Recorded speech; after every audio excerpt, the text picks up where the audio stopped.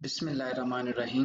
अस्सलाम वालेकुम। अपने एक्सेल के इस ट्यूटोरियल सेशन में आज दूसरे पार्ट में खुशामदीद। आप सब लोगों का बहुत शुक्रिया जिन्होंने प्रीवियस पार्ट 1 को बहुत पसंद किया। बहुत सारे लोगों के कमेंट्स भी आए उसमें कि अब फर्दर पार्ट कब आएंगे। बीच में कुछ मसरूफियात थी जिसकी वजह से सिलसिला कुछ चल नहीं सका।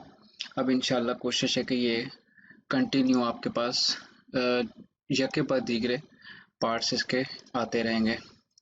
चलते हैं अपने टॉपिक की तरफ। इस वीडियो को लाइक करें और इसे अपने फ्रेंड्स और फैमिली के साथ शेयर करें और कमेंट सेक्शन में अपनी कीमती राय का इजहार लाजमी करें।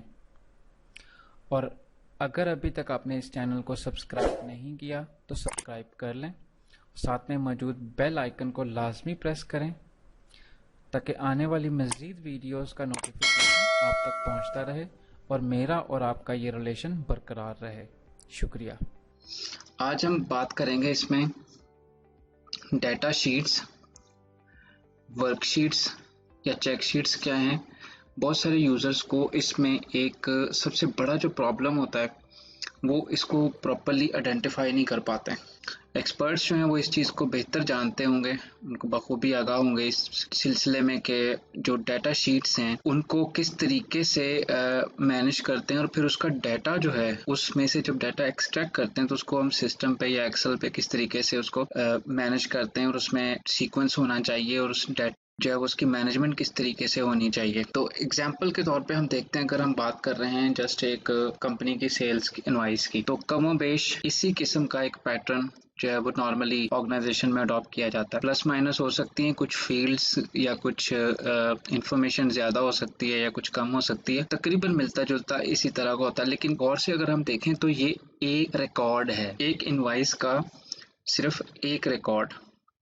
अगर इसी तरह से इस तरह की इनवॉइसेस हमारे पास हज़ारों की तादाद में हों तो हम उसको किस तरीके से डाटा को किस तरीके से मैनेज करें। मैंने कुछ ऐसे यूज़र्स भी देखे हैं जो इसी तरह से, अब ये इनवॉइस नंबर है, ये नंबर है इसका, लेट्स से कि 512 है, तो वो इस चेक शीट को रीनेम कर देंगे 512 से। अगली इनवॉइस होगी 513 तो एक नई शीट बना देंगे, फिर अगली इनवॉइस होगी तो उसको वो 514 एक नई शीट बना देंगे। इस तरीके से वो इसको मैनेज करने की कोशिश करते हैं। अगर ये तरीका अडॉप्ट किया जाए तो इसमें बहुत प्रॉब्लम्स हैं। इसमें सबसे बड़ा इशू ये है कि आपका ये टाइम बहुत कंज्यूम होगा। आप इससे बहुत सारे रिकॉर्ड्स को अच्छे तरीके से नहीं मैनेज कर सकेंगे, आप इनमें फिल्टर नहीं कर सकेंगे, कंसोलिडेशन आप इसकी नहीं कर सकते, इसमें सॉर्टिंग आप नहीं कर सकते, कंपनी या कस्टमर के हिसाब से आप नहीं देख सकते कि एक कस्टमर को एक सर्टेन पीरियड में पूरे 2021 में कितनी इनवॉइसेस गई हैं, किसी एक कस्टमर को स्पेसिफिकली कितनी प्रोडक्ट्स गई हैं, कौन कौन सी प्रोडक्ट किस क्वांटिटी में गई हैं। इसी तरह उसमें से अगर हम देखें तो किसी एक कस्टमर को टोटल हमने सेल क्या की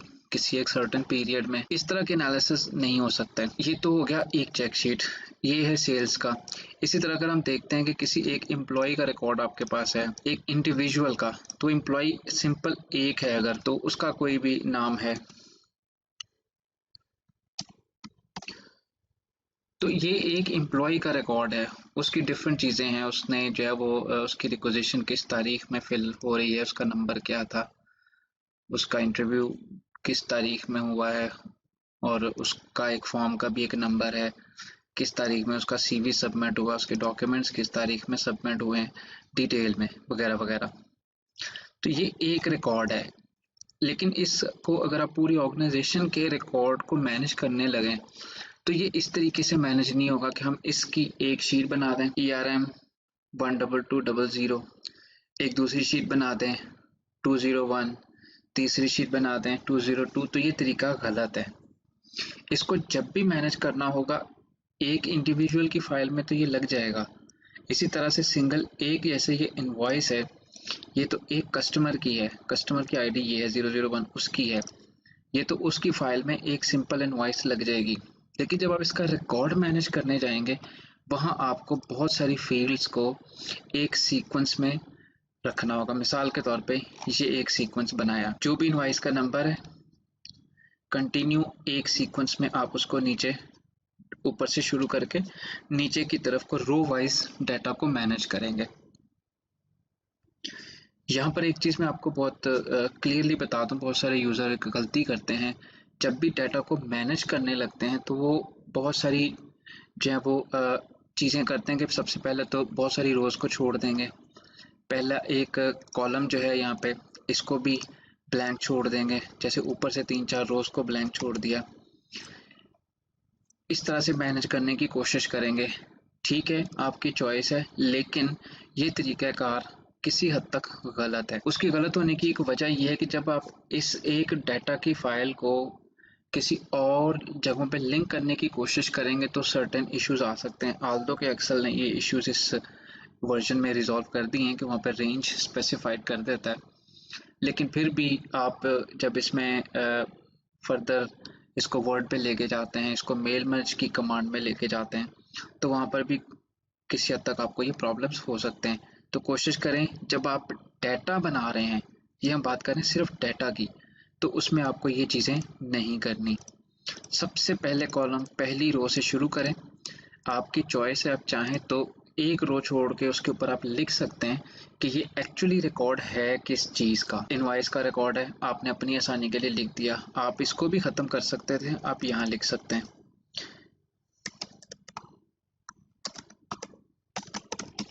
सिंपल। इसको भी हटा दें क्योंकि ये है डाटा। कंप्लीट रो पहले से शुरू है, उसके बाद आप इसको कंटिन्यू चलते रहें। अब आप जब इसमें इनपुट करने की कोशिश कर रहे हैं तो अब आप देखिएगा एक्सेल खुद ब खुद कुछ चीज़ों को मैनेज करता है। मिसाल के तौर पे ये आपने यहाँ पे जो है वो इनवॉइस नंबर दिया है। इनवॉइस नंबर यकीनन न्यूमेरिक है, नंबर्स हैं, तो ये ऑटोमेटिकली राइट अलाइन हो जाएगा। लेकिन जैसे ही आप कस्टमर का नाम डालते हैं, वो टेक्स्ट है, टेक्स्ट ऑटोमेटिकली लेफ्ट अलाइन हो जाएगा। ये इसकी अपनी अरेंजमेंट है और ये डाटा को इसी तरीके से मैनेज करें। फिर आगे चलते हैं। अब ये देखिए फ़ोन है, फ़ोन जो है ये है तो सारा न्यूमेरिक, लेकिन हमने इसके ऊपर एक जो है वो पोस्ट ऑफिस डाल के इसको हमने कर दिया है टेक्स्ट, तो ये ऑटोमेटिकली लेफ्ट अलाइन है। ठीक है, उसके बाद है डेट। डेट का भी एक अपना फॉर्मेट है, आप अपनी मर्जी से टेक्स्ट की अलाइनमेंट कर सकते हैं। मिसाल के तौर पे ये एबीसी फार्मा है, मैं इसको सेंटर कर सकता हूँ, लेकिन ऑटोमेटिकली ये डिफ़ॉल्ट में लेफ्ट ही रहेगा। जैसे ये नंबर है, नंबर राइट ही रहेगा, हम अपनी मर्जी से इसको अलाइनमेंट चेंज कर सकते हैं। जैसे डेट है, डेट का एक डिफ़ॉल्ट फॉर्मेट है, जो सिस्टम की डेट होगी वो एग्जैक्ट यहाँ पे उसी फॉर्मेट में आएगी। मिसाल के तौर पे मैं आज की तारीख इसमें डालता हूँ, तो ये दूसरा महीना 14 तारीख 2022 इसने खुद ब खुद यहाँ पे इनपुट कर दिया। एक शॉर्टकट की इस्तेमाल की है, कंट्रोल कॉलन, तो करंट डेट जो इस वक्त सिस्टम की होगी यहाँ पे इनपुट हो जाएगी। ये इसी तरीके से डेट इनपुट होगी। यहाँ पर एक चीज़ मैं आपको बता दूँ कि बहुत सारे यूज़र इसकी एक गलती करते हैं, वो डेट को अपनी मर्जी से अपने तरीके से इनपुट करते हैं। मिसाल के तौर पे 02-14-2022 इनपुट हो गया, क्यों कि आपने डेट ठीक डाली थी। अगर मैं इसको प्रेस करूं 14-02-2022 तो ये डेट नहीं है, ये इस वक्त बना है टेक्स्ट। क्यों? ऑटोमेटिकली ये लेफ्ट अलाइन है, इसको जब हमने इनपुट किया तो ये एक्यूरेट डेट थी, इसीलिए ये ऑटोमेटिकली राइट अलाइन हुई। हम चेक करना चाहते हैं अगर हम ये डेट ठीक है तो हम इन तीनों को सिलेक्ट करते हैं और इनकी हम जो है वो फॉर्मेटिंग चेंज करते हैं। तो फॉर्मेट सेल में हम जाते हैं। फॉर्मेट सेल जाने का सिंपल सा तरीका है, क्लिक करें इस बटन पे और नंबर फॉर्मेट में आ जाए। यहाँ डेट ऑटोमेटिकली सिलेक्ट है, इसमें बहुत सारे प्री डिफाइंड फॉर्मेट्स मौजूद हैं, हम इसको इसे सिलेक्ट कर देते हैं तरीक़ाकार से। ठीक है, इसने इनको चेंज कर दिया। 14 फरवरी ही है, पहले जो हमने देख रहे थे जो इसकी डिस्प्ले था वो 2/14/22 था, अब 14 Feb 2022 है।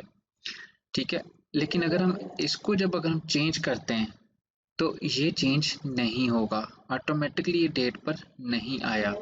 हम डेट पे सिलेक्ट करते हैं और ये पोजीशन हम इसको देते हैं, लेकिन ये चेंज नहीं हुआ इसलिए कि ये डेट गलत है। तो पोजीशन हमने इसकी फॉर्मेटिंग चेंज कर दी। अब हम डेट को करेक्ट इनपुट करते हैं यहाँ पे। जैसे ही हमने किया तो उसने एक्यूरेट उसकी फॉर्मेटिंग करके डेट को डिस्प्ले भी सही कर दिया।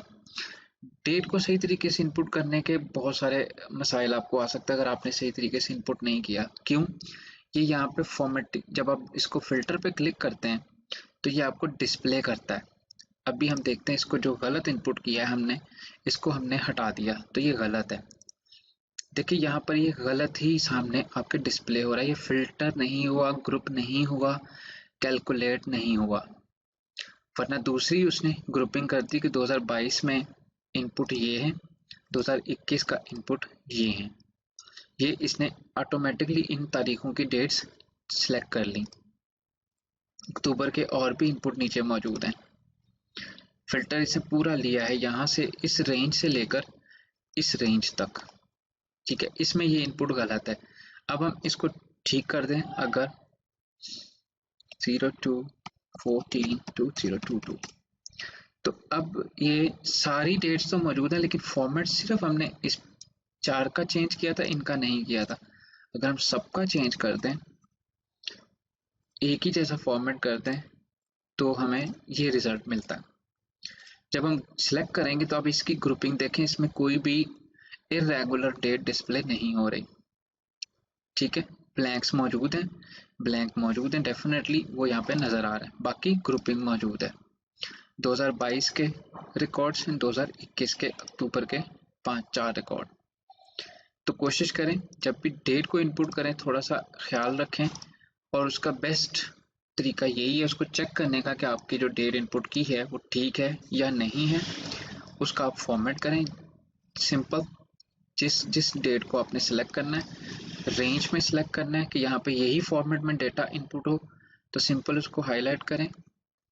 कंट्रोल 1 करके आप फॉर्मेट सेल में आ सकते हैं। डायरेक्ट डेट के कैटेगरी के टैब में डेट सेलेक्ट करें और इसके फर्दर ऑप्शंस आपके पास हैं जो आपको बेहतर लगे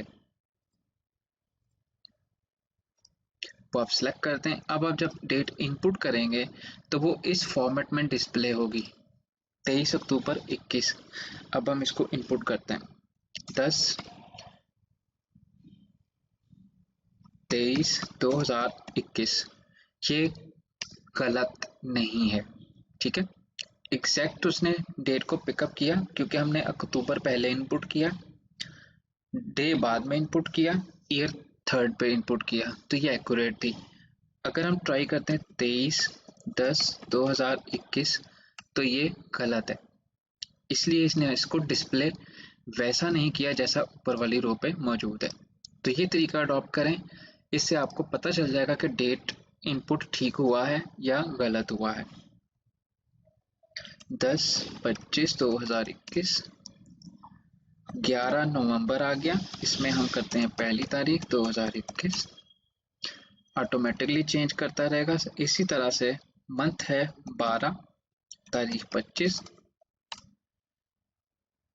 पहली तारीख, पहला महीना 2022। ठीक है, इसी तरह से कुछ ऐसे भी हो जाते हैं सीक्वेंस, जैसे 3 जून। तो पहले क्या किया जाए, मिसाल के तौर पे अगर हमने पहले लिख दिया 3, फिर लिख दिया 6, उसके बाद हमने 2022, तो ये क्या कंसिडर करेगा, पहले 3 है तो ये मार्च कंसिडर करेगा। ठीक है, 3 जून लिखना है तो पहले 6, फिर 3, फिर डेट।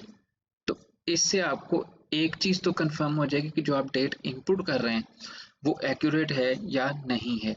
इस पैटर्न को अडॉप्ट करें, इससे ये होगा कि आपका डेट का रिकॉर्ड कभी भी ख़राब नहीं होगा, क्योंकि इस डेट से आप जब अपने फर्दर एनालिसिस करेंगे, फिल्टर्स लगाएंगे, आप इसमें कंसोलिडेशन रन करेंगे, इसको आप पाइवट में लेके जाते हैं, आप एक पीरियड डिफाइन करते हैं कि मुझे जस्ट 2021 के रिकॉर्ड्स चाहिए, हम इन तारीखों को थोड़ा सा और नीचे एज इट इज़ ऐड कर देते हैं।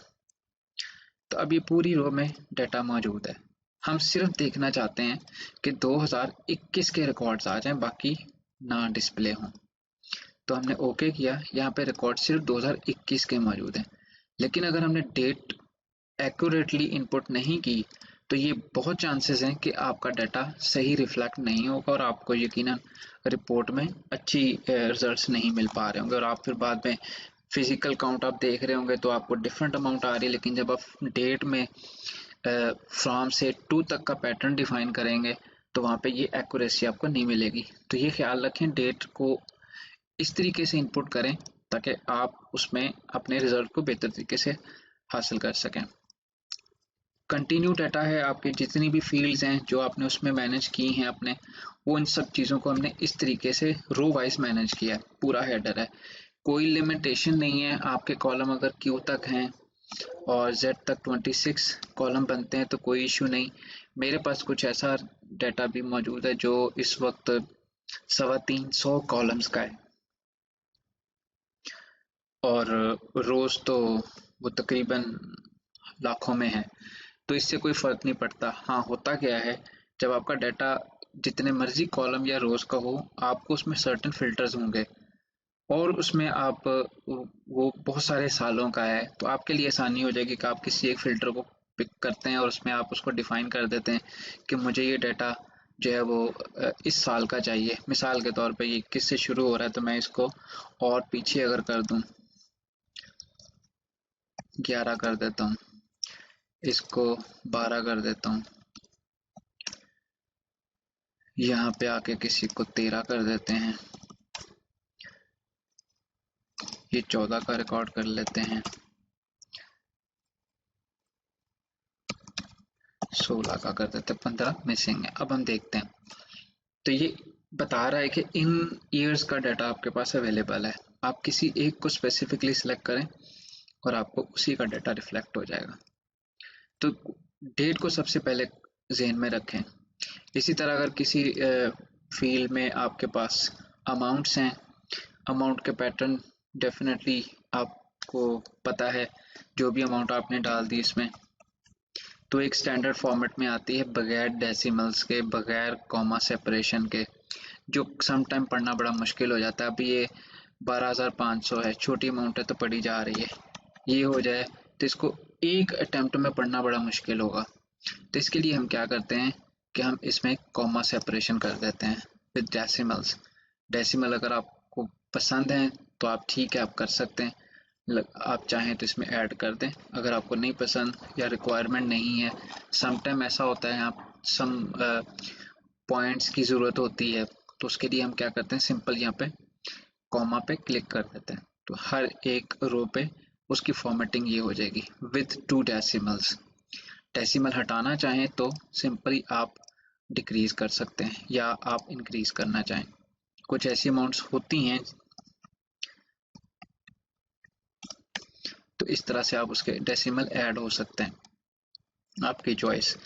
लेकिन अगर आपने इसमें ये फॉर्मेटिंग इसकी कॉमा के साथ नहीं की तो बहुत हद तक इस चीज़ का इम्कान है कि आप इन चीज़ों को इजीली ना पढ़ सकें, और उसके बाद कहीं एक डिजिट प्लस माइनस भी अगर हो गया तो फिर वो आपको इसमें प्रॉब्लम का सामना हो सकता है।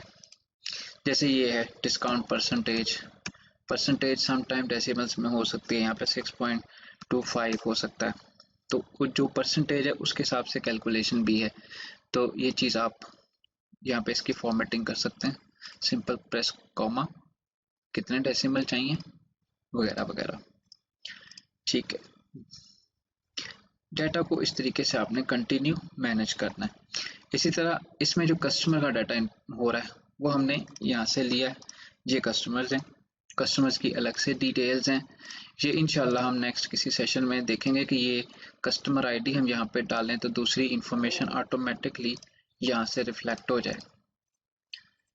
इसी तरह से एम्प्लॉय की इंफॉर्मेशन है कि एम्प्लॉय की एक स्पेसिफिक आईडी है जो यहाँ पे इस्तेमाल हो रही है कि इस एक रिकॉर्ड को किसने जो है वो रिकॉर्ड किया है। यहाँ यूज़र आईडी उसकी इनपुट होती है और यूज़र का नेम ऑटोमेटिकली नीचे रिफ्लेक्ट होता है। तो इसी तरह सेल्स के रिकॉर्ड हैं, इसमें से जनरेट करते हैं क्या क्या, ये डाटा आपके पास यहाँ से मौजूद है। यहाँ पे जैसे एम्प्लॉय की रिफ्लेक्शन है, इसी तरह से कस्टमर की आईडी, प्रोडक्ट की आईडी, इसी तरह से इनको प्रोडक्ट्स को यहाँ पे मैनेज किया अलग से, उसकी एक अलग इंफॉर्मेशन है, प्रोडक्ट की आईडी कैसे है, किस तारीख में किस रीजन के साथ है, रिप्रेजेंटेटिव का नाम क्या हो सकता है, यूनिट की कॉस्ट वगैरह वगैरह। इसको सेपरेट रो वाइज डाटा को मैनेज करें तो आपके लिए बहुत सारी आसानियाँ हो सकती हैं। तो ये था गाइस आज का डाटा और चेक शीट्स के हवाले से। आप अपना फीडबैक ज़रूर दें। इस वीडियो को लाइक करें और इसे अपने फ्रेंड्स और फैमिली के साथ शेयर करें और कमेंट सेक्शन में अपनी कीमती राय का इजहार लाजमी करें। और अगर अभी तक आपने इस चैनल को सब्सक्राइब नहीं किया तो सब्सक्राइब कर लें और साथ में मौजूद बेल आइकन को लाजमी प्रेस करें ताकि आने वाली मज़ीद वीडियोस का नोटिफिकेशन आप तक पहुंचता रहे और मेरा और आपका ये रिलेशन बरकरार रहे। शुक्रिया।